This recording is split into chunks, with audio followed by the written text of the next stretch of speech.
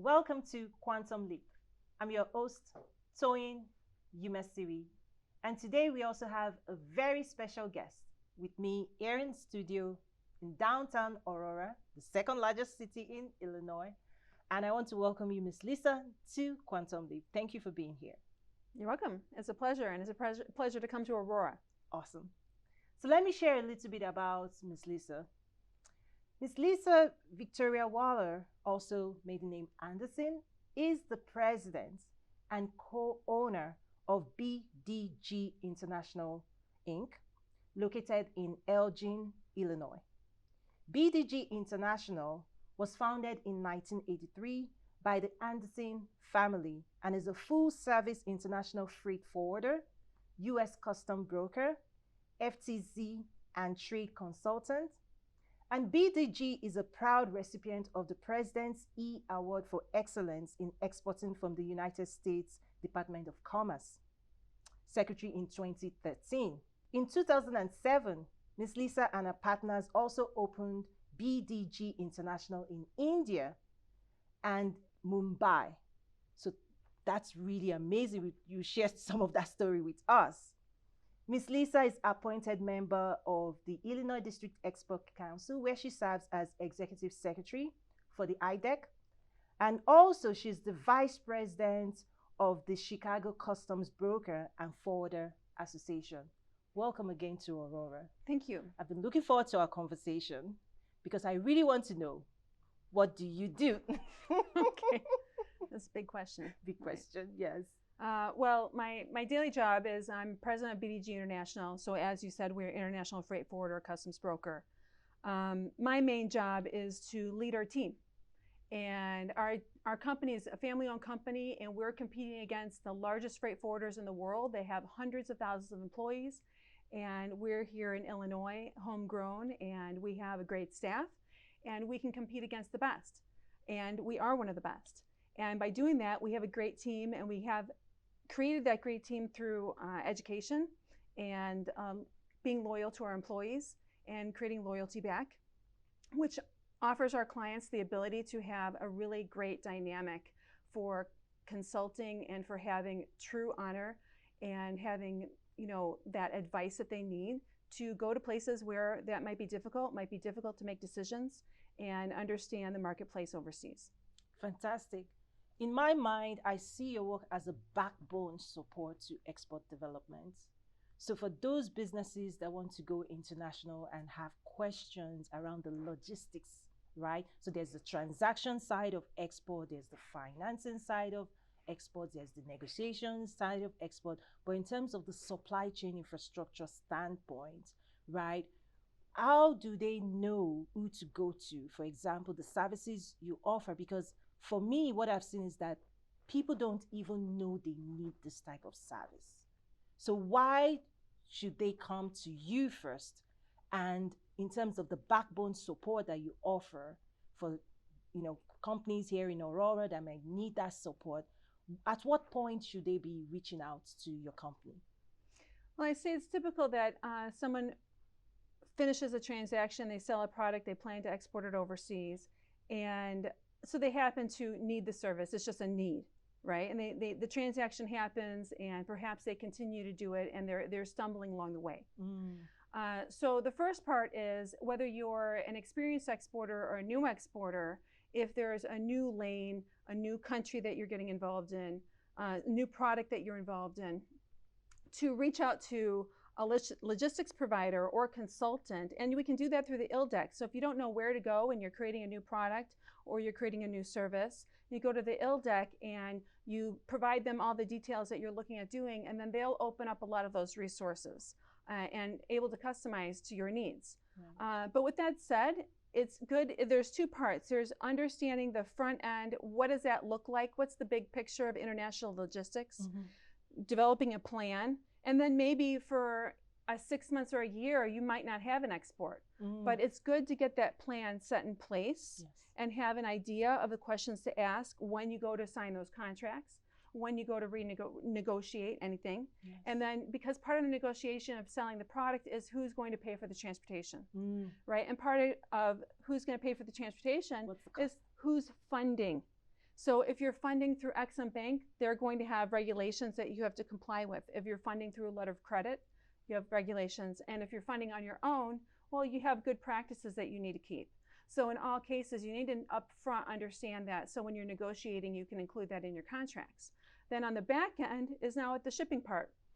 You actually have made the sell, you're going to start producing.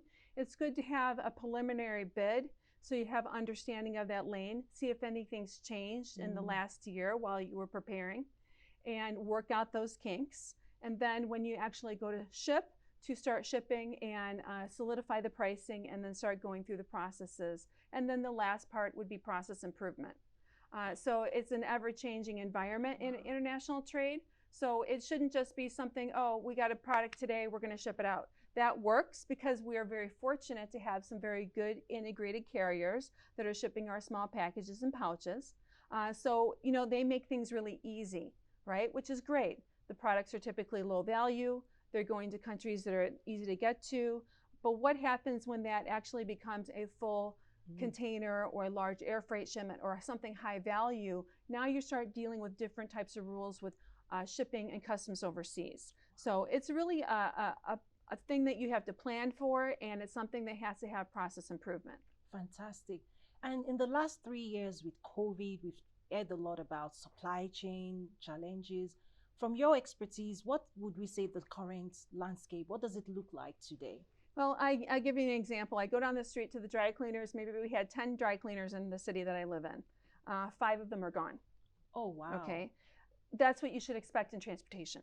Wow. The carriers, the service providers, the shipping lanes, everything has changed. Wow. So if you expected it, for example, you know, American Airlines had direct flights to India. They no longer have direct flights to India from Chicago because we are not, as per U.S. government rules, allowed to fly our planes over Russian territory for the security. So that's a security issue. Another issue might be due to sanctions. And another issue might be that the carrier itself doesn't have the profit center to service that market anymore because COVID took away that supply and demand and everything shifted.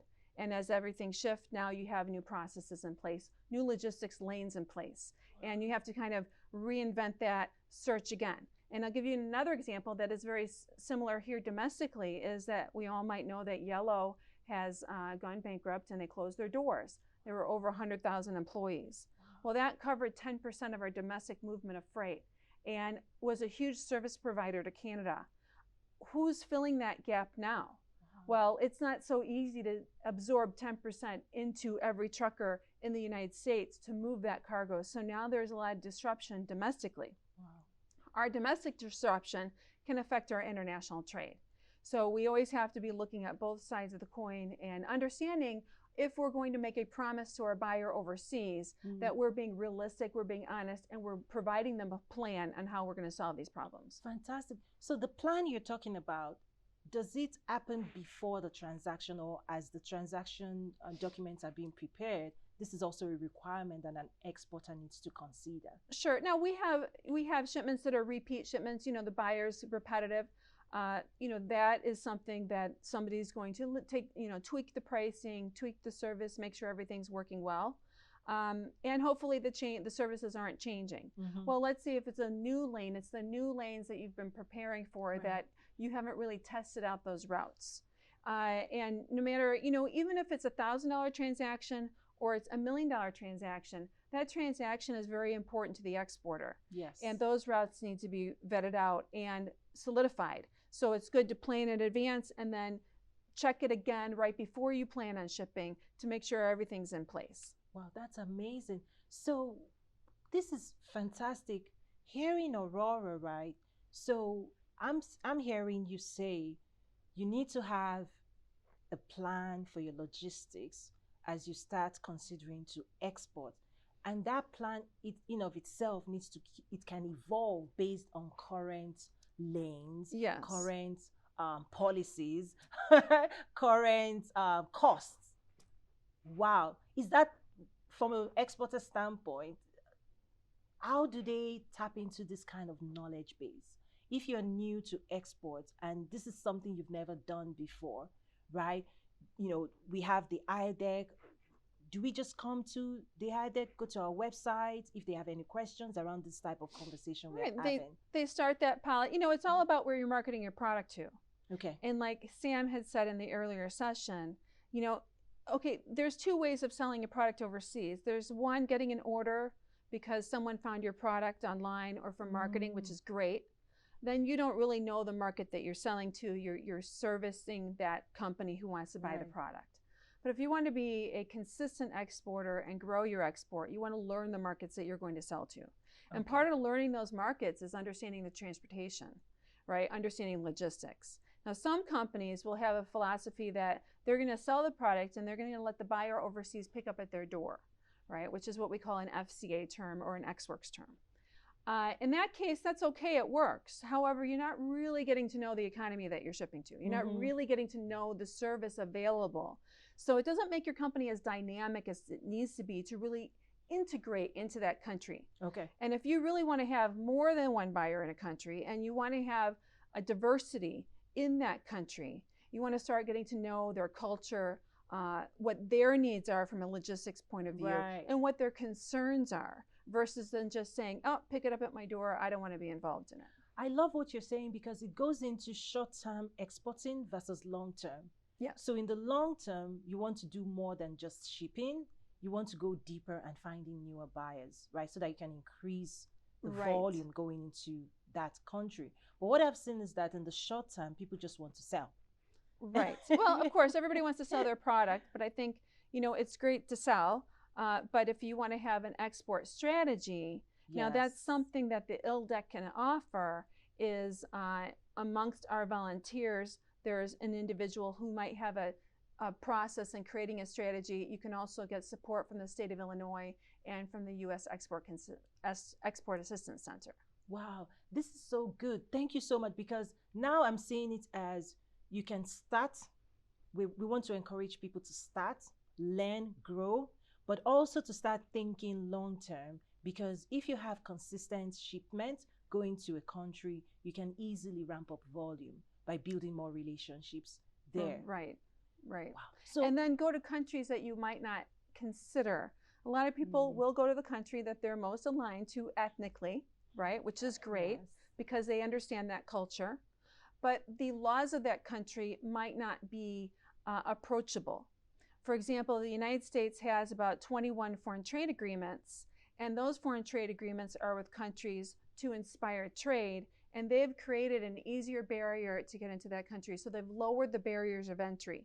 So that might not be where you're ethnically used to trading with, right? So getting to know that culture, understanding why would we have a trade agreement with that area, and what does that benefit us? So for example, selling your product to the European market, which requires a CE mark and has a lot of restrictions locally on products and how they're made and what they're made of, while a lot of our free trade agreement countries, they have agreed to take our certifications and adopt them. So that's going to create a lower barrier and a lower cost. The same thing is if you're selling to Europe and you're selling your product, a lot of the buyers will have you deduct their VAT.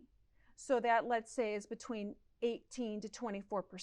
Wow. So here you're selling a product and they're like, yeah, we're happy to buy your product. We want to distribute your product, but we need you to lower the cost 24% so we can sell it throughout the entire Europe, and we can then charge our VAT on top of that. That's very difficult to do. So is that the best market to go after first? Or continue to expand when we have these other markets they're happy to work with us and happy to adopt our certifications and don't have these type of VAT restrictions? Wow, that's so much great information. So it's actually also looking at demand and supply, where the demand is more favorable, also given the free trade agreements, pricing, negotiate. That it feels like there's a lot to think about when it's time to export. But the good news I'm also hearing is that we have great people that can walk us through every step of the way and help you address those questions. Yeah, and then just recently I've been to quite a few events regarding, accessing the African market. And of course there's, many countries in Africa, many different cultures. And the African customs regulations have changed over time now. They don't want used products. Mm-hmm. They want high quality products. And they want US products, US made products. So the customs regulations have actually started to alter what's allowed to be imported so that, there's countries that are not becoming dumping grounds of cheap goods, Mm-hmm. used goods, and stuff that people don't want. Mm-hmm. They want to evolve their country themselves. And so these are interesting markets, and there's a lot of support through the US government in helping accessing those markets to see if we can compete. Absolutely, absolutely. And yes, talking about Africa, what I say is listen to the demand signals. So to your point, there's a growing middle class and even the business community that are consuming industrial equipment, industrial products, agricultural products, mechanized, right? Anything to support economic development of different sectors and different industries. I've also seen that there's now increased demand for higher quality US made products. Right. So thank you for bringing that up. That's definitely something we're watching closely. So for us here in Aurora, what else do we need to think about? What's your parting words for those of us in Aurora about the opportunities for Sure. Aurora? I guess going back to the real basics on number one, why do we need export? Right? We've mentioned it a couple different times on the development of the economy, the security, the job security. But even to bring it down to even a more simplistic level, I like to talk about it about the household, right? So you have 2 parents, 2 kids, 4-person household. And, the children are getting to that age, 15, 16, and mom and dad say, you got to go to get a job, right? So child number 1 gets a job and brings in $50 a week after taxes into the household. That's $2,200 a year. That's actually a significant amount of money to the household budget that mom and dad are no longer having to pay out of their own pocket. Well, this is the same way that export works. If we look at the US economy as our household, or the Aurora economy as our household, and we export a product outside of the country, which is outside of our home, and we bring home $50 into our pocket as a company after taxes, right? Think about how many jobs, the jobs, everything it took to manufacture that, export it, and bring in money for that. That's just like that household. So it's exponential on how export develops the economy. And with that saying, in Aurora is that probably, I would say, there are not that many cities in the United States that have the mix of what we need that Aurora has. Number one, you do have that land that can continue to be developed. You have a highly educated workforce, and you have a workforce that's willing to work from the ground level and learn and go up. You also have an excellent community college training program for technical services all through Kane County. And then you have the entertainment district, and you have a nice place to live, and you have nice surrounding suburbs. So you really have a lot that it takes to be a great place to have a manufacturing site. The other thing that you have is that we are in Kane County. So Kane County has lower taxes for businesses, lower taxes for real estate, and they're very pro-business. So I think it's a great mixture, and I don't think that there's many counties that have what we have here around the country. Wow, thank you so much. This is great news. We're in the right space. And before I let you go, I would also like to ask, the leadership question around your leadership, success secrets, 1 or 2 tips for our audience that, for those young coming behind us, trying to also achieve success, what 1 or 2 things would you love to share with my audience? Sure. Well, the first thing I tell a young generation is whether you've gone through the university route or you've gone into business straight up, there's a lot of learning that has to do in any individual industry. So go and find certifications in your industry. Every industry has certifications. Every industry has a journal, and every industry has an association. And there's a lot of free resources in those associations for young people who want to learn. If you have a week's of vacation, go to an association conference, right? Invest in yourself. Yes. And by investing in yourself and not waiting for someone to pay for it, but taking care of that on yourself, whether it's time and it's free, or it's a small amount of money, your vacation money that you're investing in yourself to go to a conference, you will find that that will not only change yourself, but it will also expand your environment. Wow. And then the second thing is if, you know, in any position really, in having a vision for your own career and for my career, I was fortunate to come into a family company. But, you know, it could be a situation that, you know, there's not a lot of opportunity in a family company. There's no large ladder to climb. So we had to create my own ladder, right? Wow. And we had to expand our company, expand our vision. And the only way we could get that done is by depending on a wonderful team and continuing to educate our team and invest in our team as employees. So employees are number one in any company that's succeeding. Number two are the customers that you're taking in. Yes. You know, making sure that your collaboration with the customers and that you're honest with the customers on the services that you can provide or the product that you can provide. Wow. And with that said, then you should be able to succeed. Oh, thank you so much. I'm super honored to, you know, serve with you on the Illinois District Expert Council, and I'm sure we're going to do great work together. So thank you so much, my pleasure, Ms. Lisa, for being here. And thank you everyone for joining us again on the Quantum Leap Show. I'm sure the information you just got is really going to be a game changer for taking your business to the next dimension. Thank you again and see you next week. Bye.